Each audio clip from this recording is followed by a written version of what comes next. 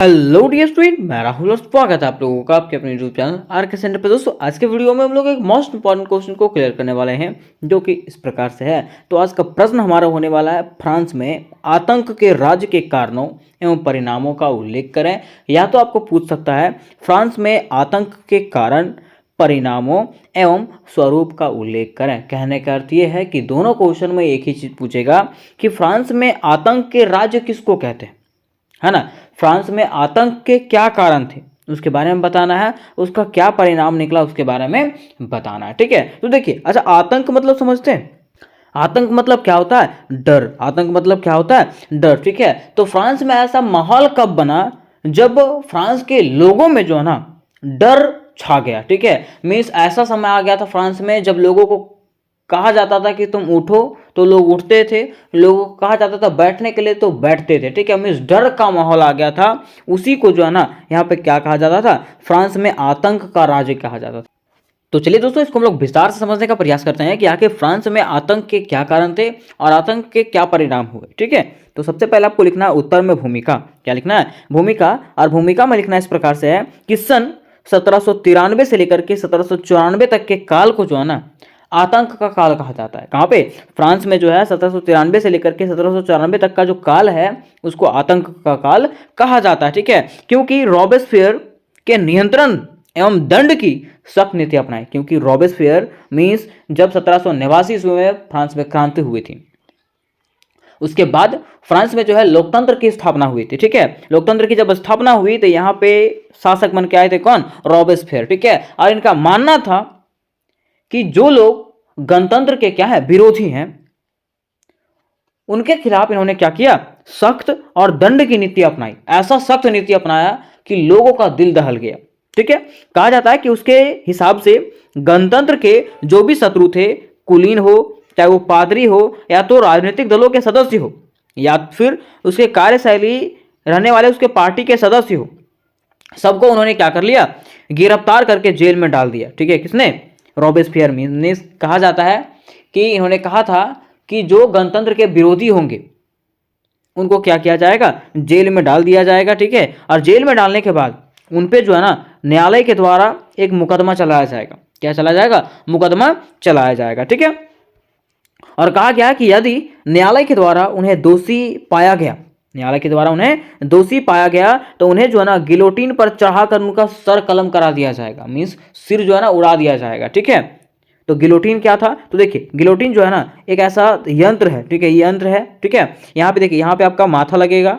ठीक है, जो भी विरोधी था उसका माथा लगता था, और यहाँ पे रस्सी छोड़ने के बाद ये जो तलवार है वो सीधा यहाँ पे गिरता था, और इससे जो है व्यक्तियों का माथा कट जाता था। तो वही कहा गया कि यदि न्यायालय उन्हें दोषी पाता है तो गिलोटिन पर उनको चढ़ा करके उसका सर जो है कलम करवा दिया जाता था। कहा जाता है कि गिलोटिन दो खंभों के बीच लटकते आरी वाली मशीन था। ठीक है, गिलोटिन जो है दो खंभों के बीच में लटकने वाली क्या था? एक मशीन था, जिस पर सर रख करके अपराधी का सिर जो है ना धड़ से अलग कर दिया जाता था। और इस मशीन का नाम जो है ना इसके आविष्कारक डॉक्टर गिलोटिन के नाम पर रखा गया। इसका नाम जो है इसका आविष्कारक डॉक्टर गिलोटिन के नाम पर ही रखा गया था। तो कोई पूछेगा कि रॉबेस्पियर जो है ना वो कौन से नीति अपनाया था? तो आतंक का राज। ठीक है, उसके साथ साथ कह सकते हैं उन्होंने इतनी सख्त नीति अपनाई कि न्यायालय के द्वारा अगर उन्हें दोषी पाया गया तो उसको जो है ना गिलोटिन पर चढ़ा करके उसका सर जो है कलम की करवा दिया जाता था। ठीक है, तो इस प्रकार से हम लोगों ने जान गया कि आखिर रॉबेस्पियर क्या करते थे, और यही काल को जो है रॉबेस्पियर के ही काल को जो है आतंक का राज्य कहा जाता है। ठीक है, अब बात यहां पे आता है आतंक राज का। आतंक राज का कि आखिर रॉबेस्पियर सरकार जो है ना वो कौन से कार्य किया गया था और कौन से कदम उठाया गया था जिसके थ्रू से हम लोग कह सकते हैं कि वो आतंक का राज था, है ना। देखिए, कहा जाता है कि इन्होंने जो है मजदूरी एवं कीमतों की अधिकतम सीमा तय कर दिया। ठीक है, मान लीजिए आप मजदूरी करते हैं, है ना, तो वो अगर कह दिया कि नहीं, अगर तुमको मजदूरी करने के बाद 300 रुपया मिलेगा तो तुमको 300 रुपया ही मिलेगा, इससे 1 रुपया ज़्यादा या तो कम मिलने वाला नहीं है।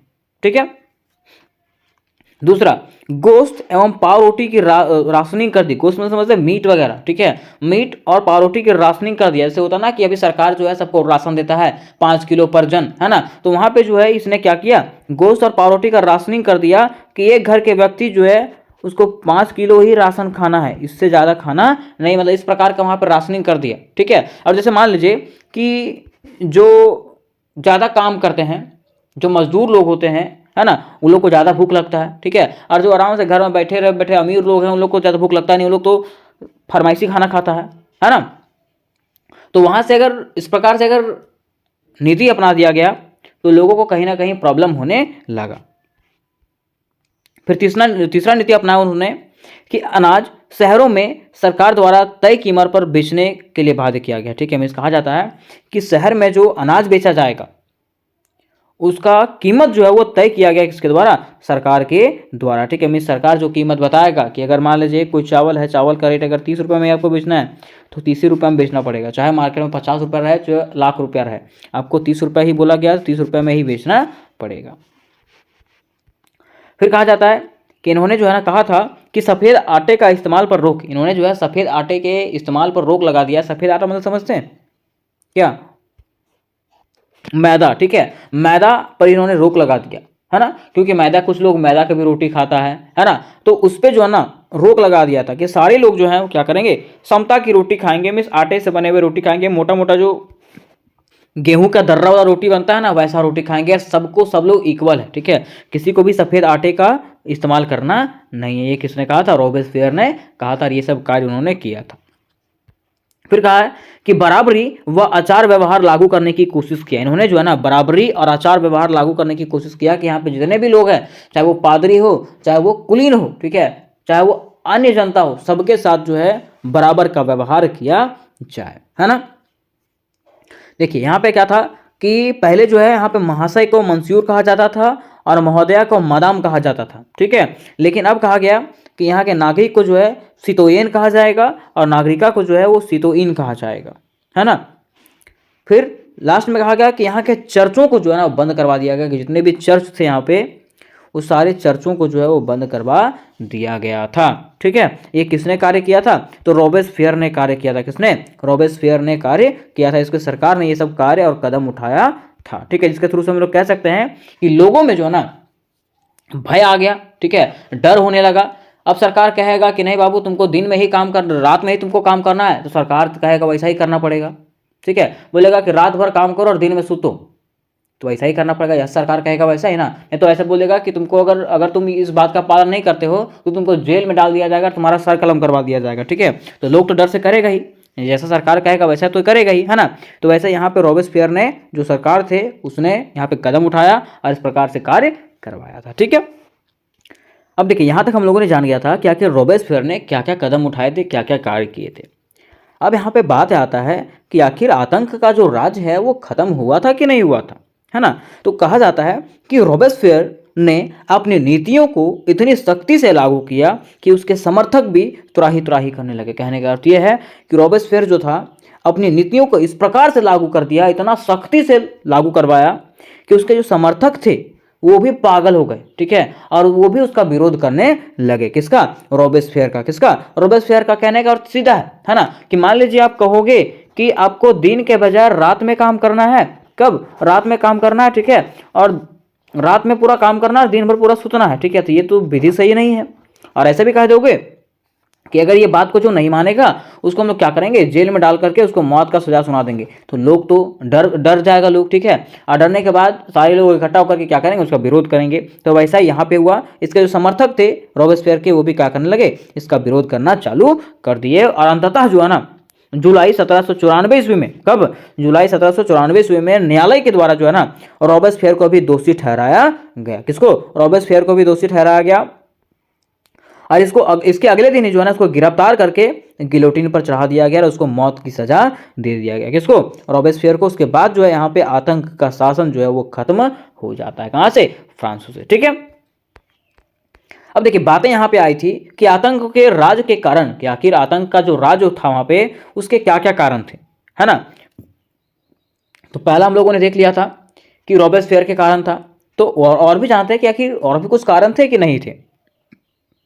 देखिए कहा गया कि फ्रांसीसी क्रांति का सबसे हिंसक दौर आतंक का शासन रॉबेस्पियर की नीतियों से परे कई कारकों से प्रभावित था। कहा गया कि हम लोग जानते हैं कि फ्रांसीसी क्रांति का सबसे हिंसक दौर जो था आतंक का शासन था, जो रॉबेस्पियर के नीतियों का कारण था। लेकिन इसके साथ साथ और भी कई कारक थे जो इसको प्रभावित कर रहे थे।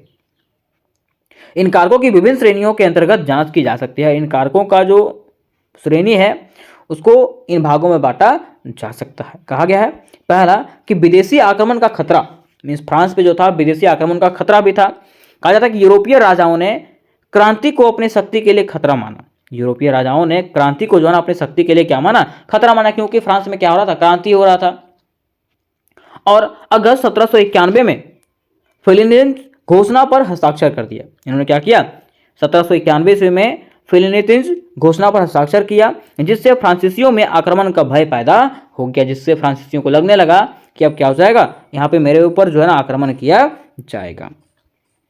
तो ये पहला डर था, यहाँ पे भय था। दूसरा, युद्ध की घोषणा। कहा जाता है कि जैकोबिन्स और गैरोडिन्स ने 1792 ईस्वी में ऑस्ट्रिया और पर्सिया के खिलाफ युद्ध की घोषणा किया। किसने, जैकोबिन्स और गैरोडिन्स ने 1792 ईस्वी में जो है ऑस्ट्रिया और पर्सिया के खिलाफ युद्ध का घोषणा कर दिया, जिसके परिणाम स्वरूप प्रथम गठबंधन हुआ। जिसके परिणाम स्वरूप क्या हुआ, प्रथम गठबंधन हुआ। और संयुक्त बलों ने यह धमकी दिया कि अगर लुई 16वां को कोई नुकसान पहुंचा तो वो क्या करेंगे, उसका बदला लेंगे। और यहां तक कहा गया कि पेरिस को जो है ना वो जला दिया जाएगा। उन्होंने ये धमकी दिया, ठीक है। इसके कारण लोगों को और भी डर होने लगा, ठीक। तीसरा देखिए, कहा गया जैकोबिन्स, कहा जाता है कि मूल रूप से क्लब ब्रेंटेन के रूप में स्थापित जैकोबिनियन क्लब का नेतृत्व जो है मैक्सिमिलियन रॉबेस्पियर ने किया था। मीन्स कहा जाता है कि मूल रूप से जो क्लब ब्रेंटेन था, इसका स्थापना जो है किसके थ्रू से किया गया था, तो रॉबेस्पियर के थ्रू से किया गया था। वे कट्टरपंथी थे। वो क्या था, कट्टरपंथी थे। उनका मानना था कि अभिजात वर्ग और अन्य प्रतिक्रांतिकारी रूसी क्रांति की गति के खिलाफ होंगे, है ना। इससे भी लोगों में डर आया। फिर चौथा है धार्मिक संघर्ष। यहाँ पे धार्मिक संघर्ष भी हो रहा था। कहा जाता है कि ईश्वर की अवधारणा को अस्वीकार करने वाले और उसमें विश्वास करने वाले के बीच संघर्ष उत्पन्न हुआ। यहाँ पे क्या हुआ, ईश्वर को जो मानने वाले थे उसको और ईश्वर को जो नहीं मानने वाले थे उसके बीच में क्या हुआ, संघर्ष उत्पन्न हुआ, लड़ाई होने लगा, जिससे नियंत्रण बनाए रखने के लिए, आगे की वृद्धि को रोकने के लिए आतंक का प्रयोग करने में योगदान मिला, ठीक है। जिसको रोकने के लिए यहाँ पे आतंक का प्रयोग किया गया।